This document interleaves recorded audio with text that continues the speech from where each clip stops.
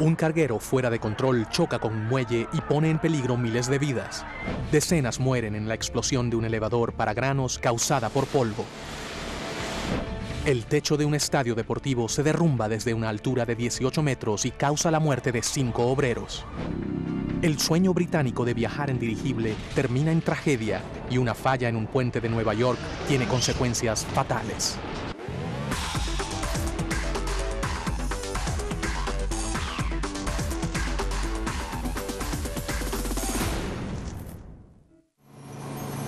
A lo largo de la ribera oeste del río Mississippi se encuentra la ciudad de West Wego, Luisiana. El 22 de diciembre de 1977, los ojos del país se fijaron en esta pequeña ciudad sureña cuando un elevador de granos de 76 metros explotó. La explosión se escuchó a más de 16 kilómetros del lugar. La energía que se generó en esta explosión fue equivalente a la de muchos cientos, si no miles, de kilogramos de explosivos. Había fuego y humo que salía del techo, de los hilos y escombros por todas partes. Hubo una devastación total. Quizás lo único más sorprendente que la magnitud de la explosión fue la causa: polvo de granos. Cualquier material que se queme lo hará rápidamente y de forma explosiva si es lo suficientemente pequeño. Los granos producen polvo cuando se manejan y ese polvo se quema tan rápido que resulta explosivo. El desastre de West Wego no fue la primera explosión causada por polvo en un elevador para granos, pero la magnitud no tenía precedentes y sirvió de alerta para toda la industria.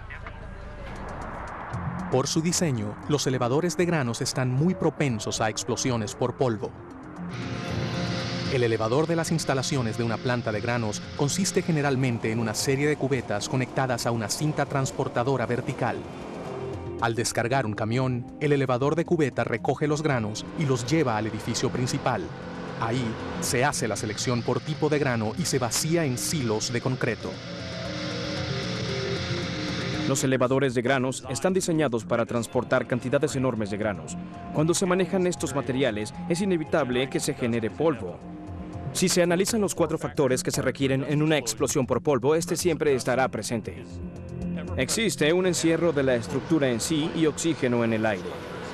Por lo tanto, lo único que se requiere es una chispa o fuente de ignición para que ocurra una explosión.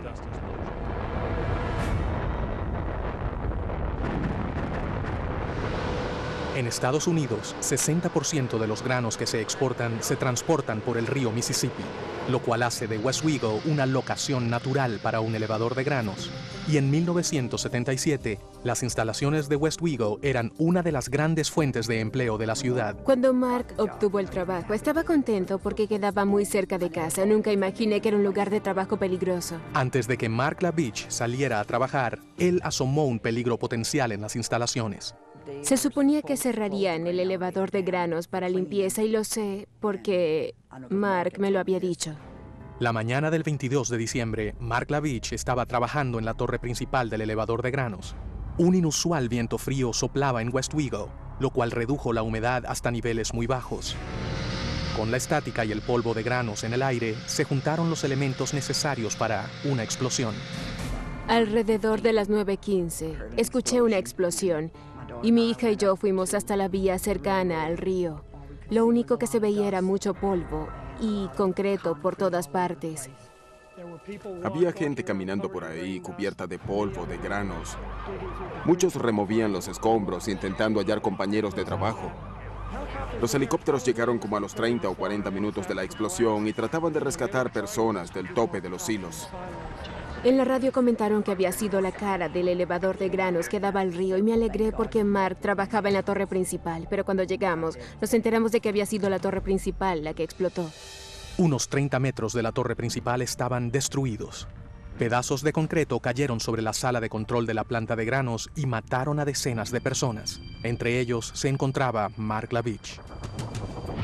La onda expansiva de la primera explosión se propagó por todas las instalaciones e hizo que más polvo de grano se regara por el aire y se consumiera. Una serie de explosiones secundarias se produjo instantáneamente y destruyó las instalaciones por completo. La explosión consistió en grandes cantidades de polvo acumulado en una estructura muy extensa. Debido a la magnitud de esta explosión, no se puede determinar la causa exacta, pero probablemente hubo una falla mecánica en el elevador de cubetas, tal como un soporte roto o una falla del ventilador de la torre principal.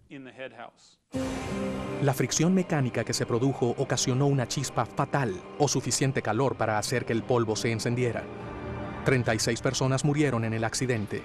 Sigue siendo la explosión causada por polvo que mayor mortandad ha causado.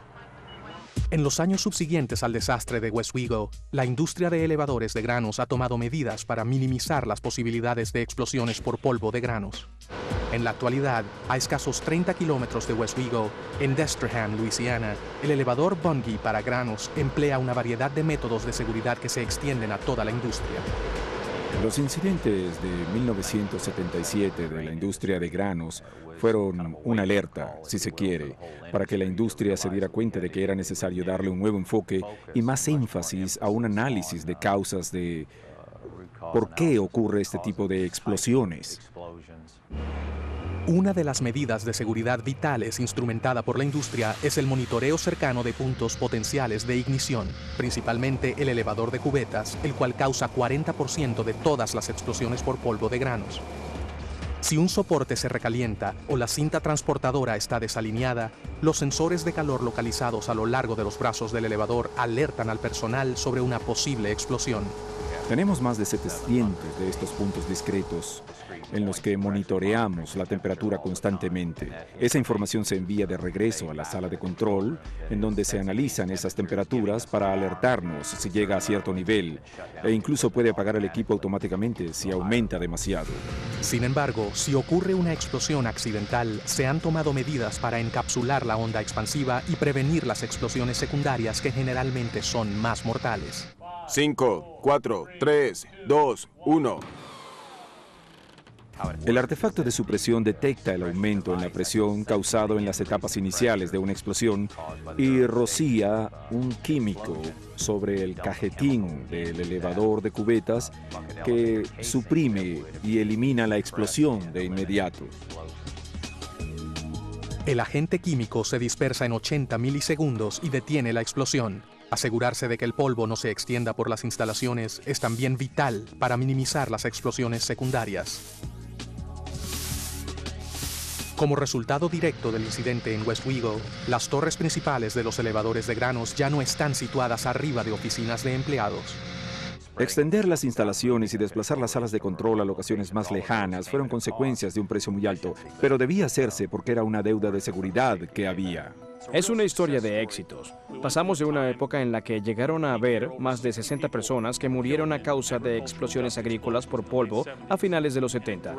Al haber una reducción en los riesgos mediante la evaluación de ingeniería de este tipo de accidentes, tomando las medidas requeridas basadas en los conocimientos adquiridos. Y las cifras siguen disminuyendo. Desde 1976 hasta 1985 hubo 143 muertes causadas por explosiones de polvo de granos. Desde 1986 hasta el 2003, esa cifra se redujo a 33. La mañana del 5 de abril de 1987, una ligera lluvia cayó sobre el puente de la autopista I-90 que pasa sobre Schoharie Creek, al norte de Nueva York. Eran los últimos vestigios de un torrencial aguacero que hizo que Schoharie Creek alcanzara niveles de inundación nunca vistos. A medida que el tráfico cruzaba el elevado, sin aviso, un tramo de 60 metros entre dos soportes del puente se derrumbó. 2 vehículos cayeron 24 metros y se hundieron en el furioso río. Antes de que pudieran cerrar el puente al tráfico, 3 autos más cayeron al vacío. No hubo sobrevivientes. El trágico desplome del puente Schoharie Creek hizo que se iniciara una investigación para determinar la causa de la falla. El puente de 164 metros que pasa sobre Schoharie Creek era parte de la autopista del estado de Nueva York, una superautopista que conecta la ciudad de Nueva York con Albany y esta con Buffalo. La construcción del puente original comenzó en 1953, con un diseño que era estándar para la época. Tenía 2 contrafuertes, 4 pilares y 5 tramos entre las columnas. Las uniones de los tramos a ambos lados de los contrafuertes eran de 30 metros, los tramos 2 y 4 eran de 33 metros y el tramo 3 de 36 metros. Los 4 pilares que soportaban la superestructura consistían de 2 columnas conectadas a una subbase o pedernal que reposaba sobre un punto de apoyo. Para proteger el puente de la posible erosión del cauce del río, el contratista intentó utilizar pilotes de acero para anclar los puntos de apoyo.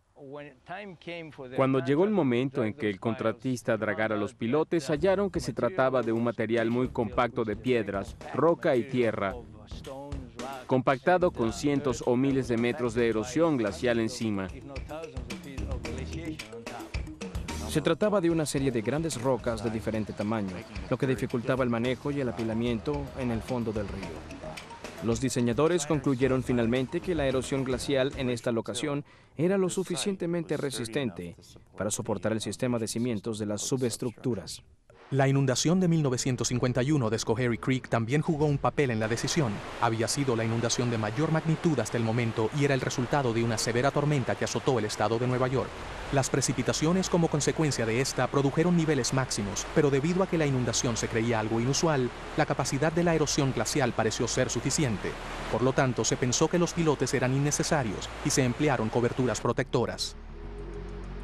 Estas son grandes piedras angulares que se colocan alrededor de los cimientos para proteger los soportes y la subestructura de las corrientes de agua.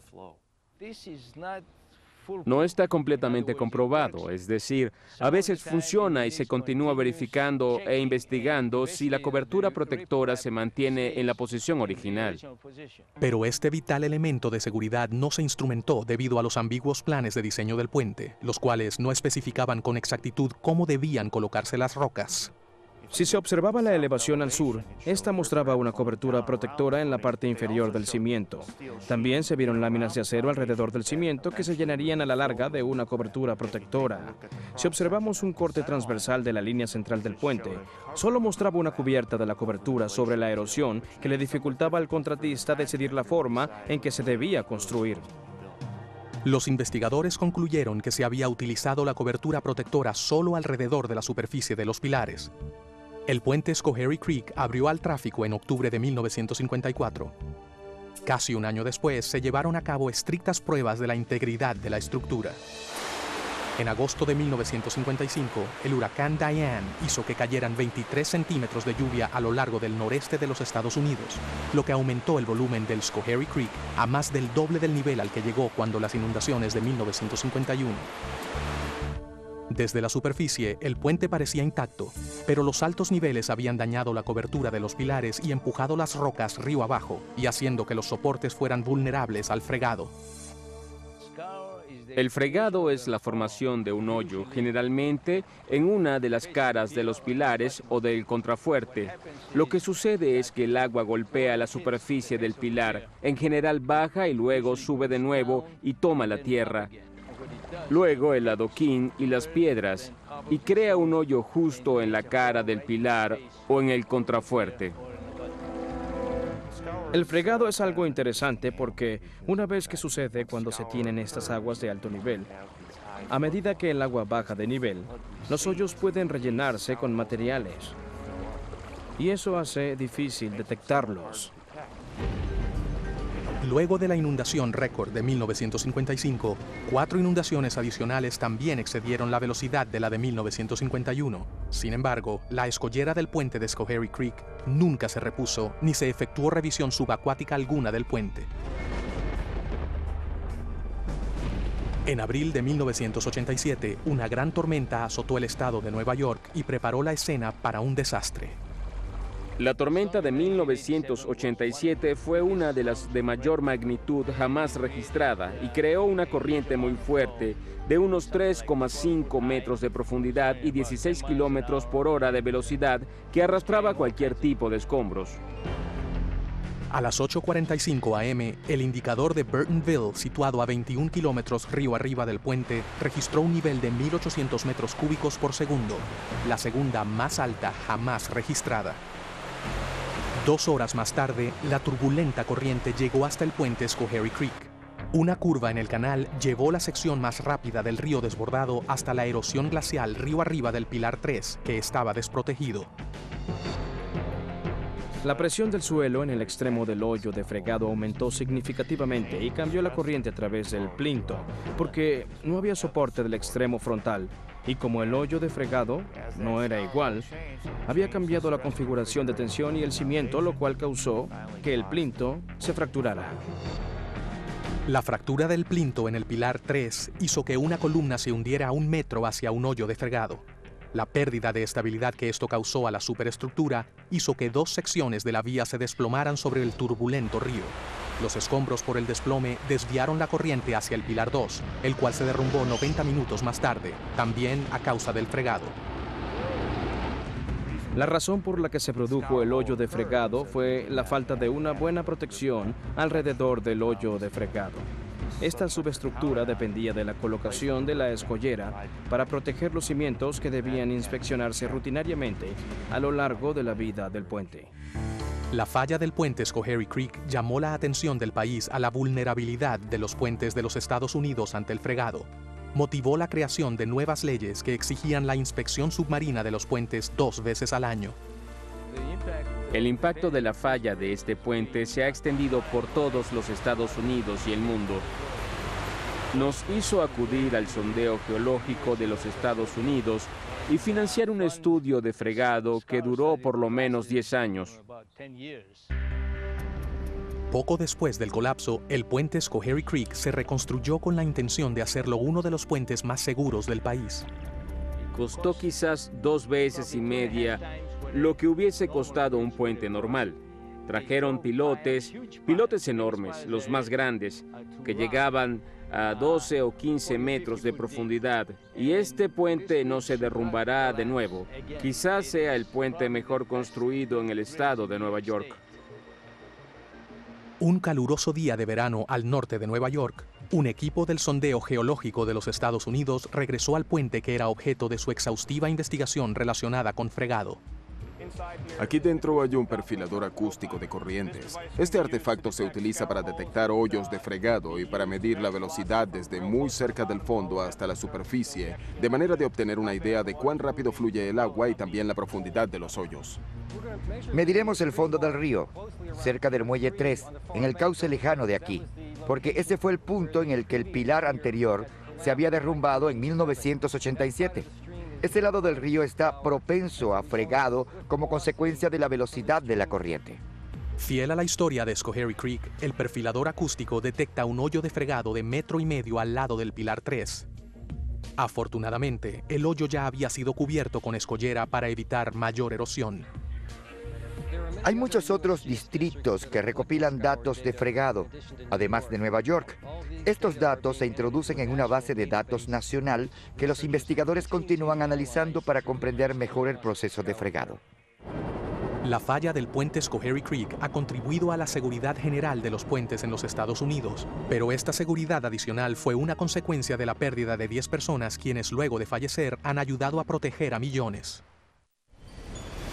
El 14 de diciembre de 1996, un barco completamente cargado perdió potencia mientras atravesaba la parte baja del río Mississippi.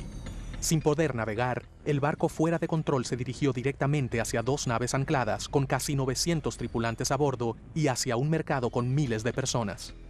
No tenía duda de que íbamos a matar a cientos de personas.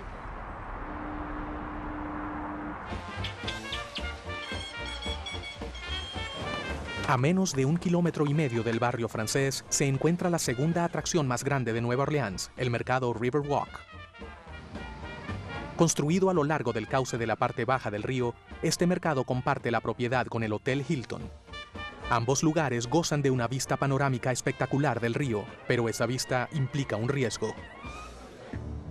La parte baja del Mississippi es un lugar que puede compararse con una autopista en Nueva York.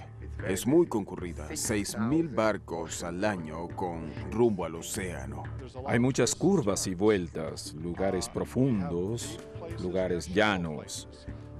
La hidráulica, la física, los remolinos, las corrientes, la combinación de esos elementos es lo que hace de este puerto uno de los más peligrosos de Estados Unidos. Debido al peligro de navegar por la parte baja del Mississippi, los pilotos del río escoltan los buques hasta el puerto. Cuando Ted Davison subió a bordo del Bright Field, no parecía haber motivos para pensar que el barco estaba en problemas. Me enfrasqué en una discusión con el capitán en cuanto a si el barco estaba o no listo para zarpar y si estaba preparado para ir al mar, y él respondía afirmativamente a todo. Para ese momento ya estábamos en camino y llegamos al río. Lo que el capitán no le informó a Davison fue que el Bright Field había sufrido una serie de fallas en el motor a lo largo de su travesía desde Indonesia hasta Nueva Orleans. La historia del Bright Field comenzó mucho antes de que llegara al río Mississippi. El barco había sufrido numerosas fallas en el sistema de motores. Los problemas eran de tal magnitud que cuando el barco llegó a la costa de los Estados Unidos con su carga, los dueños despidieron al encargado de los motores por falta de mantenimiento y mal manejo del sistema mecánico del barco. Alrededor de las 2 p.m., mientras el Bright Field pasaba por debajo de los puentes de Crescent City, el barco viró a la izquierda apuntando hacia el mercado de Riverwalk y 2 barcos comerciales que se encontraban anclados a un lado del puerto. Inmediatamente, el piloto supo que algo andaba mal. Todos los ruidos cesaron y ya no había vibraciones. De inmediato miré el tacómetro del barco y había pasado de marcar 60 a 70 revoluciones a una cifra muy baja. Supe de una vez que teníamos un grave problema en los motores. El motor principal del Bright Field se había apagado debido a la baja presión del aceite lubricante. Los investigadores afirman que la falla surgió por los contaminantes en el aceite que obstruyeron el filtro de la bomba, o a que los bajos niveles del cárter causaron el bombeo de aire hacia el sistema, lo cual produjo una veloz despresurización. Había 3 blancos frente a la embarcación fuera de control, un barco de pasajeros con casi 300 personas a bordo y un barco casino con casi 600. En medio se encontraba el centro comercial de Riverwalk, con más de 7,000 clientes. Lo que hice fue llamar a la guardia costera para que activara la señal de alerta, que usara la radio para solicitar remolque, y le instruí varias veces al capitán que soltara ambas anclas. Pero el resonar de la sirena del barco hacía difícil que la tripulación escuchara la orden de Davison de soltar las anclas. Había comunicación por radio, pero la persona que se suponía debía recibir la señal no escuchaba. Me refiero a la persona que era responsable de las anclas. Estaba seguro de que íbamos a impactar y a atravesar el barco de pasajeros con mucha gente a bordo. Y en lugar de que el barco continuara virando a la izquierda hacia la embarcación de pasajeros, a último momento giró a la derecha. Aún sin modo de reducir la velocidad, el Bright Field se dirigió directo a los desprevenidos clientes del mercado de Riverwalk. A una velocidad de 14 nudos, el Bright Field se estrelló contra el puerto y volvió pedazos el concreto como si se tratara de un rompehielos.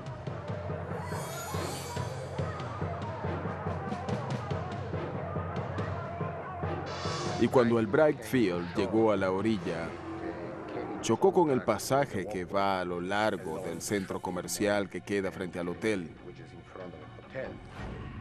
La proa del barco se fue hacia el pasaje, prácticamente lo hizo pedazos y continuó moviéndose hacia el centro comercial.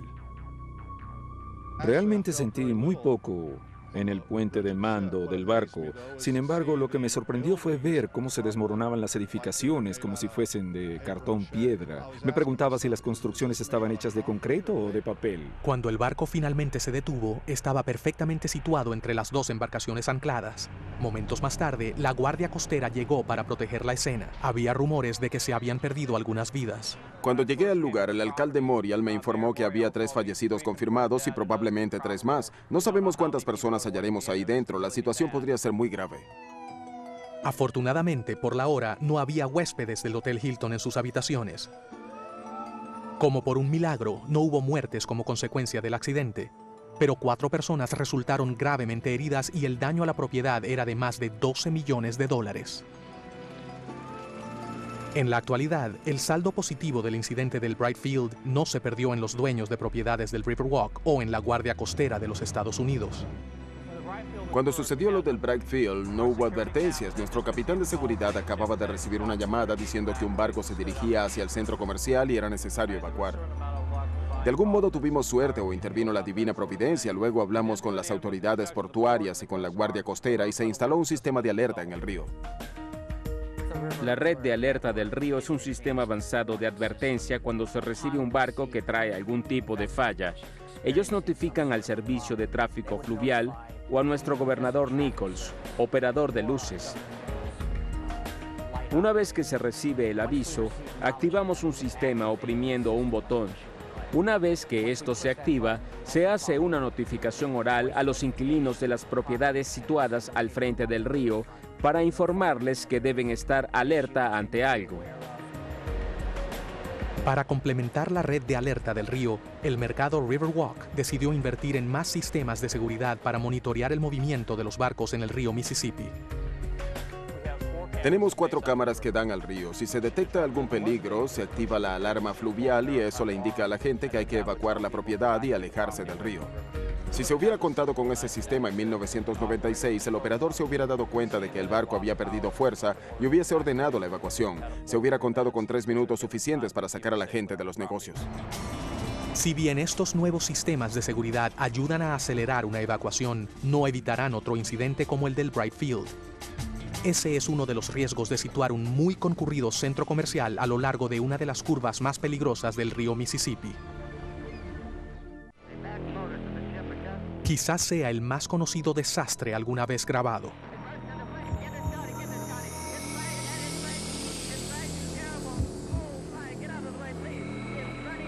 Cuando el Hindenburg se precipitó a tierra como una bola de fuego en 1937, el mundo estuvo en primera fila. Pero en 1930 no había cámaras presentes que pudieran capturar el desastre del dirigible R-101, que estalló en llamas de un modo igualmente sorprendente y acabó con la vida de 48 pasajeros y con el programa de dirigibles británicos.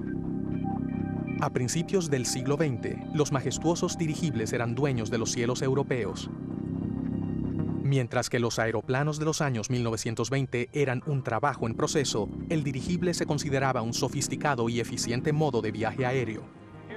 Los aeroplanos eran endebles, poco confiables, ruidosos, incómodos, tenían corrientes de aire y poca capacidad. El Zeppelin había cosechado una excelente reputación de confiabilidad y seguridad, además de que eran mucho más cómodos y tenían mayor capacidad de pasajeros. Luego de la Primera Guerra Mundial, el Imperio Británico controlaba aproximadamente un cuarto de la superficie terrestre. En busca de un modo de conectar su amplio imperio, Gran Bretaña concibió un programa para construir 2 dirigibles.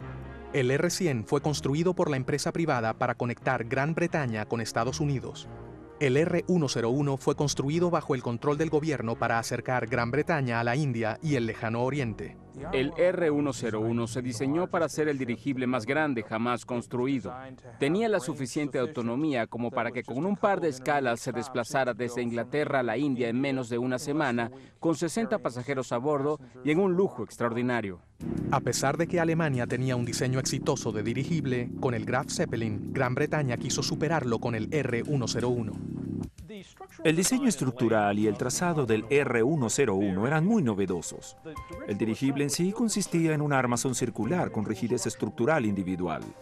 Para construir esta armazón rígida y aún lograr que volara, fue necesario utilizar un novedoso material para la época llamado aluminio.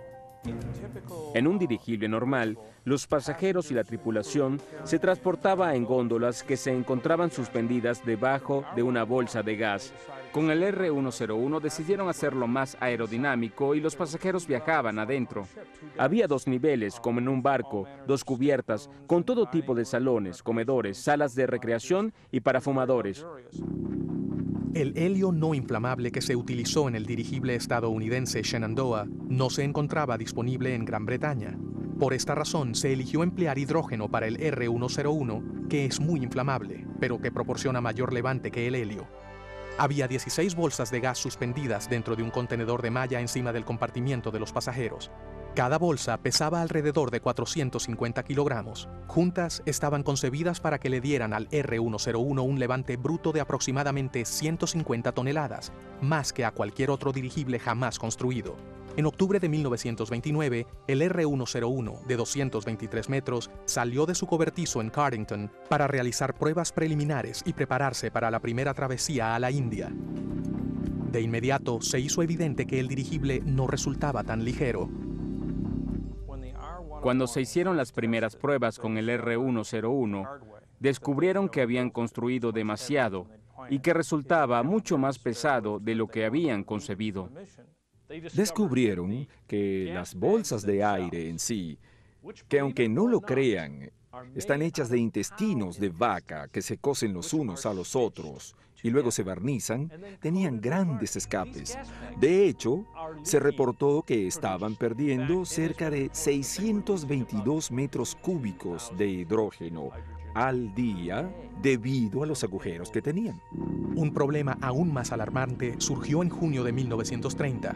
Mientras el R-101 estaba atado a la torre, la cubierta externa a lo largo del lateral del estribor se rasgó 42 metros y medio, algo que hubiera sido fatal de haber ocurrido mientras el dirigible se encontraba en vuelo. Los ingenieros pensaban que podían controlar los escapes de gas con lastres, pero para darle el levante necesario al R-101 para llegar hasta la India, optaron por una solución radical. Dividieron el dirigible en dos, añadiéndole un compartimiento y una bolsa de gas, lo cual hacía que el dirigible más largo del mundo lo fuera aún más. Tenía casi 240 metros de largo. Cuando se tiene algo así de largo, la presión en un extremo del dirigible puede ser muy distinta a la del otro extremo. Puede haber corrientes de aire que afecten la parte delantera que no intervienen en la parte trasera. Eso hace que haya flexión y serpenteo de la punta a la parte trasera, de arriba a abajo o de lado a lado. Por lo tanto, la estructura de metal se diseñó para que pudiera flexionarse, pero eso creó problemas porque la cubierta exterior de tela no era igual de flexible que la estructura rígida de metal. Para 1930, el R-101 se había excedido sustancialmente tanto en su presupuesto como en la fecha tope para su construcción. La presión política para que el dirigible realizara su primer viaje a la India aumentó. La decisión de llevar el R-101 a la India era principalmente de un solo hombre, Lord Thomson. Él era el primer partidario y el individuo cuyo prestigio estaba en juego en cuanto al éxito de este programa. Y él dejó a un lado su modo de manejar las cosas, el cual le había funcionado durante toda su carrera, e insistió en realizar el vuelo sin importarle a aquellos que dudaban al respecto. Este era un programa del gobierno, con fondos del gobierno y controlado por él. Cuando el ministro del Aire dijo vamos, así lo hicieron. Con gran anticipación, 54 personas, incluyendo el Lord Británico del Aire, abordaron el R-101 el 4 de octubre de 1930. El despegue del R-101 desde su hangar en Cardington simbolizó el embarque al más largo viaje en dirigible de la historia. El primer Lord del Aire iba a viajar a la India y volver en 2 semanas, lo cual para la época hubiese sido el equivalente al viaje de Lindbergh sobre el Atlántico. Luego de que el R-101 despegó de Cardington, dio vueltas encima de Londres para darle oportunidad a los espectadores de admirar la más reciente maravilla tecnológica de Gran Bretaña. Luego pasó sobre el Canal de la Mancha en su camino a Francia. Fue la última vez que Gran Bretaña vio el R-101. Partieron un día lluvioso y con neblina, y los vientos a lo largo del camino estaban entre los 48 y los 56 kilómetros por hora. No eran las condiciones más favorables para un viaje en dirigible, pero tampoco el tipo de cosa que podría acabar con esta nave en particular. Pero justo luego de las 2 a.m., cuando el R-101 atravesaba una tormenta, el dirigible comenzó a perder altura. El capitán asumió que la tela se había empapado y se había vuelto muy pesada. Lo que no sabía era que la tela de la punta se había rasgado y había dejado expuestas las bolsas de gas a la tormenta, a la lluvia, al viento. Si bien se trataba de un viento de apenas 40 kilómetros por hora, el dirigible se desplazaba a 80 kilómetros por hora y eso hacía que el viento chocara las bolsas de gas con fuerza. Los fuertes vientos azotaban violentamente las bolsas de gas cercanas a la proa del dirigible, haciendo que rozaran contra el armazón. La presión adicional hizo que los numerosos agujeros de las fugas aumentaran, lo que aceleró la pérdida de hidrógeno e hizo que el dirigible cayera. Al darse cuenta de que era imposible evitar la caída, el operador del timón soltó el motor de la nave para suavizar el aterrizaje. Se estima que cayeron al suelo a menos de 20 kilómetros por hora, algo así como una caída en bicicleta, para ser sinceros. Sin embargo, una chispa del retorcido metal hizo que se encendiera la bolsa de gas más cercana a la proa, lo que produjo una reacción en cadena de fuego que se extendió desde la proa hasta la popa y envolvió el dirigible. De los 54 pasajeros, perecieron todos menos 6, incluyendo al Lord Thompson. Varios de los sobrevivientes atestiguaron que se había rasgado la cubierta externa del extremo frontal del dirigible, una evidencia vital que pudo explicar el porqué de la pérdida de altitud. Bajo la negra nube de la falla del R-101, se desmanteló el dirigible R-100 y se vendió como chatarra. El armazón del R-101, el cual representaba la mejor tecnología en dirigibles británicos, también se vendió a la larga como chatarra y puso punto final al programa británico de dirigibles. Existen versiones actualizadas del Coliseo Romano, construidas para el entretenimiento de miles de personas. Pero si se cometen errores de ingeniería, pueden desplomarse sin aviso alguno. De hecho, a finales de los años 70, el desplome de estadios se hizo misteriosamente común. En 1978, el Centro Cívico Hartford sufrió una falla estructural horas antes de ser sede de un evento deportivo. En 1979, el Estadio Deportivo Kemper también se desplomó. Ambos estadios tenían una falla común: el techo. En realidad, hay dos causas que normalmente ocasionan fallas en el techo. Cuando estructuras ya terminadas fallan, lo hacen porque están sobrecargadas o porque quizá hay algún problema de deterioro o por otro asunto relacionado con lo que la resistencia de la estructura con el peso no es la esperada. Los techos que nunca superan la etapa de construcción, que no se terminan, colapsan durante la construcción y, en general, se debe a alguna forma de inestabilidad. Ese fue el caso del Rosemont Horizon en 1979. En 1978, el pueblo de Rosemont, Illinois, un suburbio de Chicago, sentó precedentes con un ambicioso complejo deportivo con capacidad para 18,000 puestos.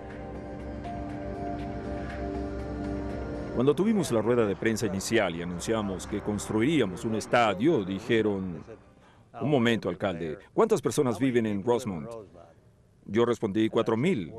¿Y construirán un centro de convenciones y un estadio con qué capacidad? Dije: alrededor de 18,000. Ellos preguntaron: ¿cómo van a llenar ese estadio? Contesté: ese estadio no será solo para Rosemont. Nos encontramos en un área metropolitana con 8 millones de habitantes. Así que, si tienen boletos, aunque no vivan en Rosemont, los dejaremos entrar. La proximidad al aeropuerto O'Hare de Chicago, uno de los de mayor tráfico en el mundo, influyó mucho en la decisión de construir el estadio. Sin embargo, este causaba mucha contaminación sónica, razón suficiente para exigir un tipo muy particular de techo para el estadio. Para reducir el efecto del ruido de los aviones debido a que el estadio era prácticamente el centro de una de las rutas de planeo para entrar a las pistas de aterrizaje, se utilizó madera como aislante. Lo único que hubiera funcionado mejor hubiera sido el corcho. Y por supuesto, no se podía usar corcho allá arriba. El diseño para el techo del Rosemont Horizon requería 16 arcos laminados con pegamento, cada uno con una extensión de 87 metros. Si se puede mantener el arco en un solo nivel, como un pedazo de papel, se crea un sistema estructural muy eficiente, muy resistente para su peso. Lo importante es saber que hay que esforzarse para mantenerlos nivelados. Tan pronto como el arco comienza a desnivelarse, es decir, a doblarse o a rotar, empieza de inmediato a perder fuerza. Crea condiciones que le permiten al arco comportarse distinto a como debe, y a la larga se desmorona. Cada arco del techo se hizo de 3 piezas diferentes. 2 se unían a 2 contrafuertes y luego se colocó el empino en el medio. Las 2 piezas de los extremos se unieron a la pieza central empleando láminas prefabricadas de metal. Perpendicularmente entre los arcos había una serie de vigas de madera llamados soportes transversales. La mayoría de los antebrazos tienen 3 funciones. Sirven de soporte para la cubierta y los materiales del techo, pero aún más importante, soportan el arco lateralmente, el cual resulta un elemento bastante delgado. Los arcos reciben un apoyo vital de los antebrazos. Durante el ensamblaje de los arcos surgieron rápidamente problemas. Las secciones de los arcos no se alinearon con los agujeros de las uniones. Además, el espacio entre los arcos era de hasta 30 centímetros en uno de los tramos, lo cual dificultaba la colocación de los antebrazos. Debido a la falta de alineación, algunos de los agujeros de las conexiones se aumentaron de tamaño y se dejaron de colocar muchos de los tornillos. En su lugar, se utilizaron tornillos temporales llamados alineadores. Una de las principales diferencias entre una estructura de madera y una de acero son las conexiones para el proceso de la colocación de los tornillos. Los obreros montadores en el área de Chicago confiaban en enderezadores de acero, es decir, las personas que conocen este tipo de estructuras como la Torre Sears, John Hancock y otras destacadas estructuras de acero. En esas estructuras era común no utilizar todos los tornillos, no colocar todos los tornillos en las conexiones debido a la dificultad de cuadrar una conexión con varios tornillos. Con la madera, hay que tener en cuenta que todos esos tornillos podrían ser necesarios para los frágiles arcos, los cuales tienden a desalinearse. Temprano en la mañana del 13 de agosto de 1979, se colocaba el último arco del techo cuando una ráfaga de viento a 32 kilómetros por hora que soplaba perpendicularmente a los arcos causó una catástrofe. Los arcos se hicieron inestables, cayeron en dirección al oeste y se creó una especie de desplome en secuencia, donde un arco caía, soltaba las abrazaderas laterales del siguiente arco, lo llevaba a un lado, lo tumbaba y luego el siguiente, el otro y así sucesivamente. El techo de madera cayó de una altura de 18 metros y luego se astilló en el suelo como si fuera una pila de fósforos. 5 obreros de la construcción perecieron en el accidente. El estadio quedó destruido. Una investigación de la falla del Rosemont Horizon determinó que 54% de los 966 tornillos que se necesitaban no habían sido colocados en el techo. De los 444 tornillos que sí estaban, 338 no tenían tuercas. Las razones primordiales del desplome del techo están relacionadas con la ausencia de abrazaderas laterales en el arco principal. El apoyo lateral se logra con conexiones completamente eficaces entre los soportes transversales y las abrazaderas para asegurarse de que el arco no pueda moverse hacia los lados. En los días subsiguientes se tomó la decisión de reconstruir el Rosemont Horizon, siguiendo exactamente los mismos planes de diseño, pero con otro contratista. Al construir el techo por segunda vez, cada sección de 7 metros se instalaba completamente y se completaba al 100% antes de proseguir con la sección siguiente, lo cual permitía que cada tramo quedara totalmente seguro antes de que pasáramos a la estructura de soporte. Al Rosemont Horizon se le cambió el nombre a Allstate Arena y ha estado al servicio de la comunidad durante más de 20 años. Debido a que el nuevo contratista siguió los mismos planes de diseño anteriores, el desplome del techo del estadio demuestra que la estabilidad de una estructura depende tanto del cuidado del constructor como de la aptitud del arquitecto.